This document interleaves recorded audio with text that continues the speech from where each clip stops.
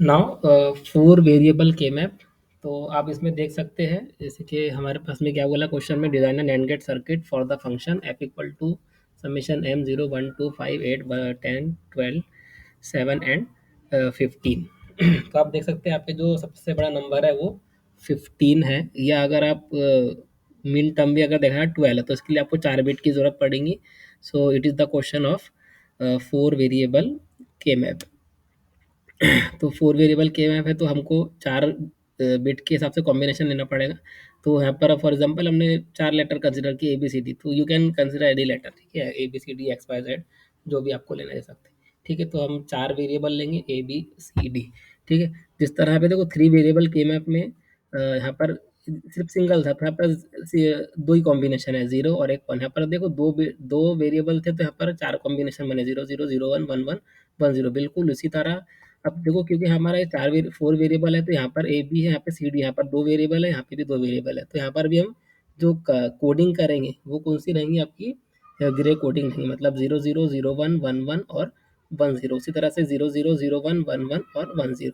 उसी तरह से यहाँ पे ये जो सेल का जो नंबर आ रहा है, ये जो इसको हम सेल बोल सकते हैं, ठीक है, जो स्क्वायर बना हुआ है, बॉक्स बना हुआ है, इसको हम सेल बोल सकते हैं। तो सेल की नंबरिंग कैसी आएंगी, 0 0 0 0, ये लेफ्ट साइड, ये राइट साइड। ठीक है, तो 0 0 0 0 कितना होगा, 0 0 0 0 1 कितना होगा, 1।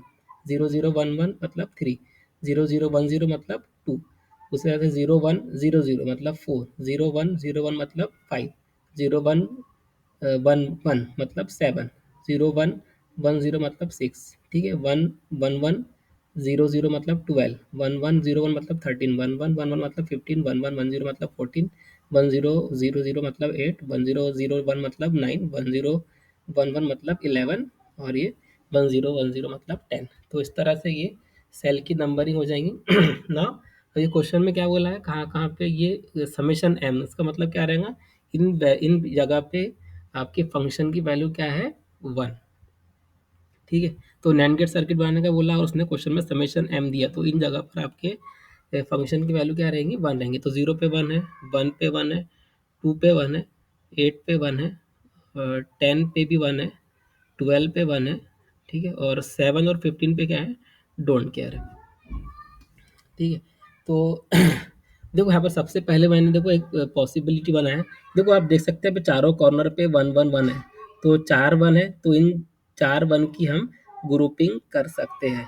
ठीक है, तो ये 4 1 पे आप देख सकते हैं, इसको मतलब हॉरिजॉन्टली चेक करना, ये मतलब ये और ये दो फर्स्ट और लास्ट वाला जो रो है, इसको आप हॉरिजॉन्टली लेके जाएंगे और वहाँ पे चेक करेंगे कौन सा वेरिएबल कांस्टेंट। तो इसको हम हॉरिजॉन्टली लेके जाएंगे, तो आप देख सकते हैं यहाँ पर पहली और आखिरी रो में ए की वैल्यू 0 और 1 दोनों है, बी की वैल्यू सिर्फ 0 है। तो यहाँ पर बी जो है कांस्टेंट है और उसकी वैल्यू क्या है, 0। तो पहला टर्म क्या बना, बी बार। उसी तरह से ये पहला कॉलम और आखिरी कॉलम, इसको आप ऊपर में रीड करेंगे, तो आप देख सकते हैं यहाँ पे सी की वैल्यू 0 है और 1 भी है, तो सी को छोड़ देंगे। डी की वैल्यू 0 है, तो हम डी को ले लेंगे, मतलब डी बार। तो पहला टर्म क्या बना आपका, B bar into D bar. उसी तरह से हम क्या कर सकते हैं, 1 और 5 पे जो 1 1 है, इसको हम मैप कर सकते हैं। दो दो 1 है हमारे पास में, तो इसको मैप करेंगे। तो आप पहले इसको हॉरिजॉन्टली रीड करेंगे, पहले और दूसरी रो को। तो यहाँ पर ए की वैल्यू कांस्टेंट है जो कि 0 है, तो ए बार, पहला वाला लेटर क्या बना, ए बार। इसी तरह वर्टिकल में देखेंगे तो सी की वैल्यू 0 है, डी की वैल्यू 1 है जो कि कांस्टेंट है, तो सी बार और डी बार, तो ए बार, सी बार, डी बार। उसी तरह से तीसरा टर्म यहाँ पर देखो 12 और 8 पर 1 है, तो उसको हम यहाँ पर ओवरलैप कर सकते हैं। ठीक है, तो ओवरलैप कर देंगे यहाँ पे।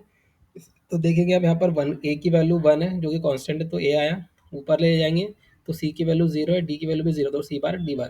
तो क्या बना आपका, ए ए सी बार डी बार। उसके बाद आप देख सकते हैं यहाँ पर 7 और 15 पे डोंट केयर है, और इसके अलावा कोई बचा भी नहीं है। ठीक है, तो डोंट केयर को हम कब यूज़ करेंगे, जब तक कि हमको वन हमारे 1 की मैपिंग ख़त्म नहीं होती। ठीक है, फॉर एग्जांपल अगर आपके इसमें कहीं पे भी, जैसे कि यहाँ पर अगर 1 रहता तो उसको हम यहाँ पर मैप कर सकते थे, लेकिन फिर भी वो यहाँ पर मैप हो जा रहा है। ठीक है, तो ज़रूरी नहीं है, मतलब डोंट केयर को मैप करना कोई ज़रूरी नहीं है, हम उसको छोड़ भी सकते हैं। ठीक है, तो यहाँ पे 2 डोंट केयर थे, उसको हम दोनों को छोड़ दिए।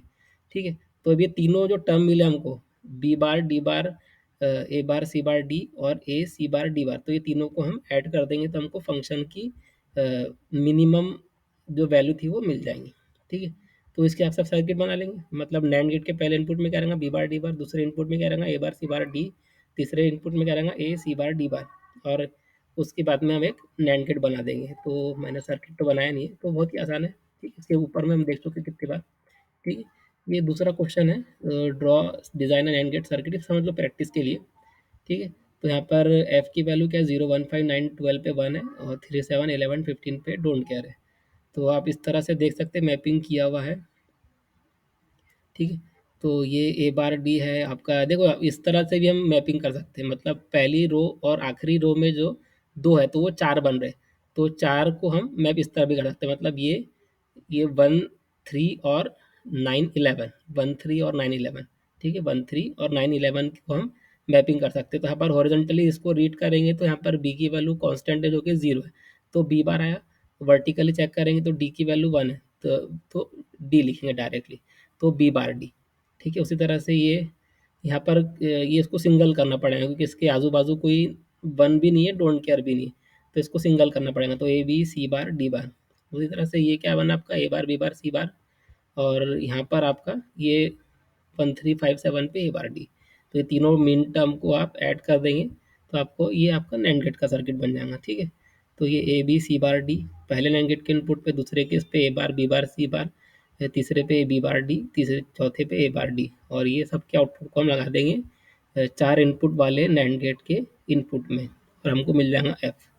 ठीक है, उसी तरह से इसका भी आप सर्किट बना सकते हैं। सर्किट मैंने बनाया नहीं है, बहुत ही सिंपल है। अगला क्वेश्चन क्या बोल रहा है क्वेश्चन में कि design a NAND gate circuit to detect illegal और invalid BCD number applied at the input. तो बीसीडी क्या होता है, मतलब 0 से लेके 9 तक की जिसकी वजह होती है, मतलब 0 0 0 से लेके 1001 तक के। ठीक है, तो ये आपका यहाँ से लेके ये जो रेंज है ये वैलिड बीसीडी की रेंज है, और ये जो 1010 से लेके 1111 तक ये बीसीडी है ही नहीं। तो बीसीडी नहीं है मतलब इनवैलिड या इलीगल बीसीडी है। ठीक है, तो क्योंकि ये वैलिड बीसीडी डिटेक्टर है, डिटेक्ट द इलीगल, मतलब इलीगल बीसीडी को डिटेक्ट करेगा। मतलब इलीगल मतलब ये 1010 से लेके 11 तक के अगर जो भी नंबर आता है तो वो बता देगा कि वो इलीगल है, तो यहाँ पर हम 1 डाल देंगे और बाकी जगह 0। ठीक है, फिर उसकी हम मैपिंग परफॉर्म करेंगे। ठीक है, तो 10 से लेके 15 तक के 1 है, तो इसको ज्वाइन कर देंगे तो आपको मिल जाएगा Y equal to A B plus A C. ठीक है, ए बी कैसा मिल रहा है, 12 13 15 14 के पे जो 1 है सबको हमने ग्रुप बना लिए। तो यहाँ पर वर्टिकल देखेंगे तो सी और डी पूरा का पूरा चेंज हो रहा है, तो सी डी आएंगे नहीं यहाँ पे। यहाँ पर ए की वैल्यू 1 है, बी की वैल्यू 1 है, तो ए इंटू बी। ठीक है, उसी तरह से यहाँ पर देखेंगे आप वर्टिकल में सी कांस्टेंट है और हॉरिजॉन्टल में ए कांस्टेंट, हॉरिजॉन्टल रीड करेंगे तो ए कांस्टेंट है, तो ए इंटू सी हो जाएगा।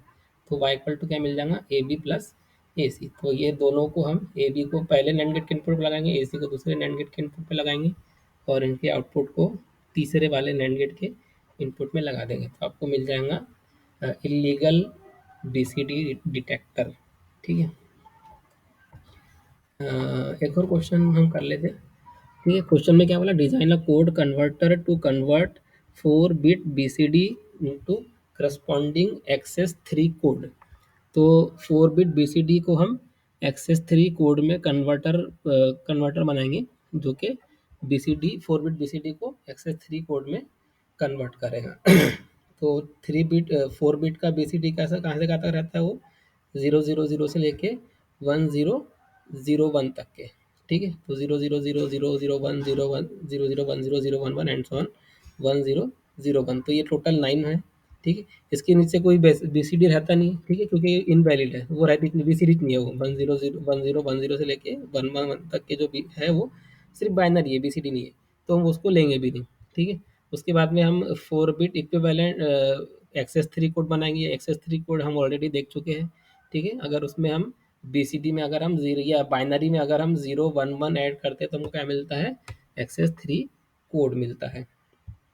ठीक है, तो ये जीरो का इक्विवेलेंट क्या है, 0 0 1 1, 0 0 0 1 का क्या है, 0 1 0 0, 0 0 1 0 का क्या है, 0 1 0 1 एंड सो ऑन 10 0 1 का क्या है, 11 0 0। ये हम ऑलरेडी देख चुके हैं, तो हम एक एक करके चार आउटपुट जो है इसको हम डिजाइन करेंगे यूजिंग द के मैप। तो सबसे पहले x3 के लिए, x3 की वैल्यू कहाँ का बना रही है, 5 6 7 8 9 पे 1 आ रही है, ठीक है? तो 5 6 7 8 9 पे 1 है, क्योंकि उसके आगे के नंबर है नहीं तो उसको हम डोंट केयर ले लेंगे, तो उसको कंसिडर करने की ज़रूरत नहीं, क्योंकि वो है ही नहीं, इनपुट में नहीं है। तो वो क्या रहेंगे आपके डोंट केयर रहेंगे, मतलब 10 से लेके 15 तक के क्या है, डोंट केयर है, ठीक है? तो उसको हम यूज़ भी कर लेंगे, ठीक है? तो अब देख सकते हैं यहाँ पर हमने ये जो 12 13 15 14 8 9 11 10 इस पे जो नंबर है उसको हमने एक में ले लिए। तो यहाँ पर आप देख सकते हैं हॉरिजॉन्टल इसको अगर आप रीड करेंगे तो ए की वैल्यू कांस्टेंट है जो कि 1 है। वर्टिकली सी और डी दोनों चेंज हो रहे हैं पूरे के पूरे, तो वहाँ पर सी डी नहीं आएंगे, तो सिर्फ आएगा ए, ठीक है? पहला टर्म आपको मिल गया। दूसरे टर्म में अगर आप देखेंगे 5 7 13 15, ठीक है? 5 7 13 14 को मैप कर लेंगे तो हॉरिजॉन्टली देखेंगे तो बी की वैल्यू 1 है, वर्टिकली देखेंगे तो डी की वैल्यू 1 है, तो बी इंटू डी। उसी तरह से यहाँ पर बी इंटू सी, तो ये तीनों को ऐड कर देंगे तो आपको क्या मिल जाएगा, x3। उसी तरह से x2 क्या है, 1 पे 1 है, 2 पे 1 है, 3 पे 1 है, 4 पे 1 है और 9 पे 1 है, ठीक है? तो हम आप 1 डाल देंगे और मैपिंग परफॉर्म करेंगे, ठीक है? तो आप देख सकते हैं यहाँ पर हमने 1 3 और 9 11, ये रेड कलर से दिख रहा है आपको, 1 3 और 9 11 को हमने मैप किया। तो हॉरिजॉन्टली पहली रो और लास्ट रो को चेक करेंगे तो बी की वैल्यू कांस्टेंट है, तो ये जो कि 0 है तो बी 12 है। उसी तरह से वर्टिकली अगर हम चेक वर्टिकली रीड करेंगे तो यहाँ पर डी की वैल्यू यहाँ पर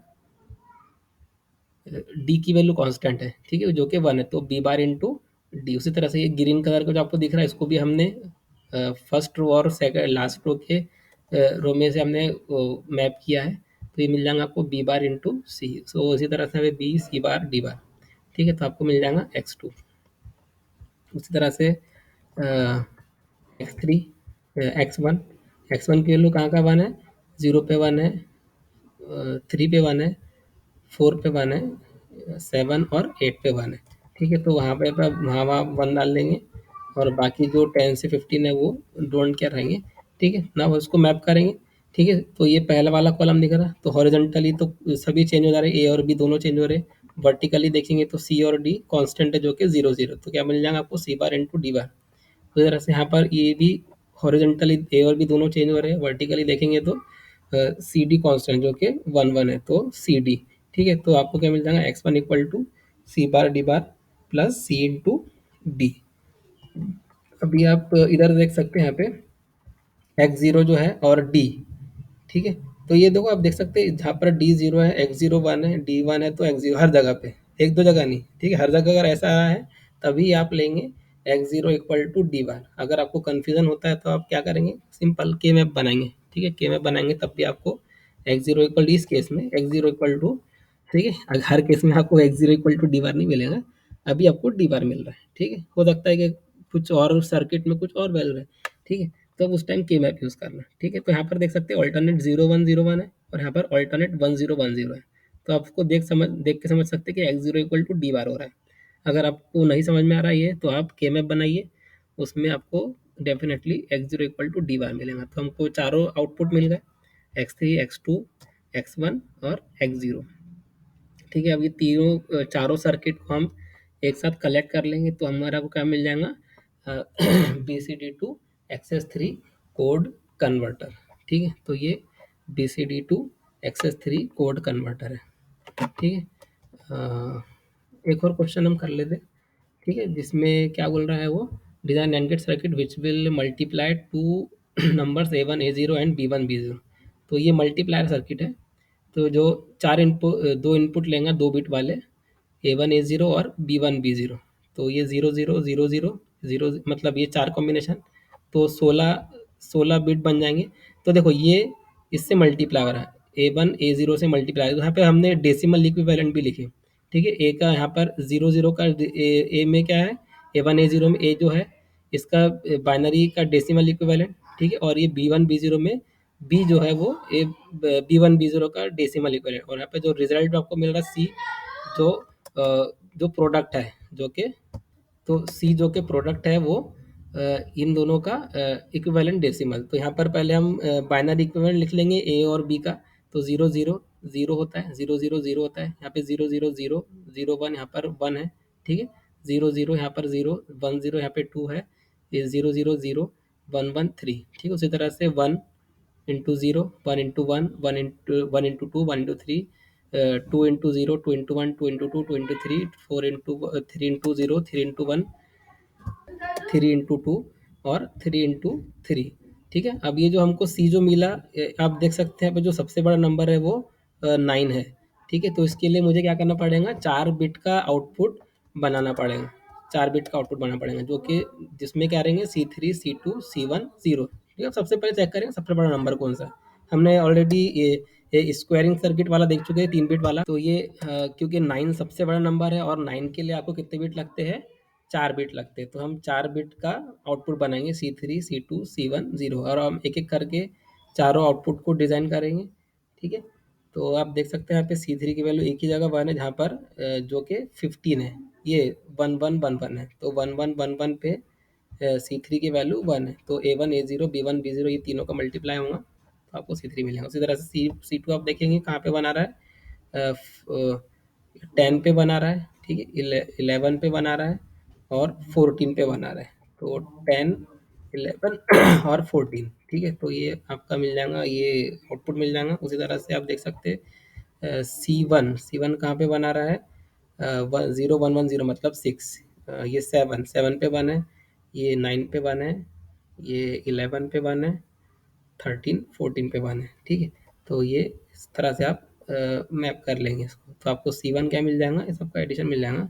उसी तरह से C0 कहाँ का बना रहा है वो आप देख लेंगे। ठीक है, तो बाकी आप देख लेना। ठीक है, समझ में आ ही गया होगा क्या करना है। ठीक है, क्वेश्चन में और क्या बोला है, ये 5 वेरिएबल वाला है, इसको हम बाद में देखेंगे। सो अगले वीडियो में हम ये 5 वेरिएबल के मैप देखेंगे।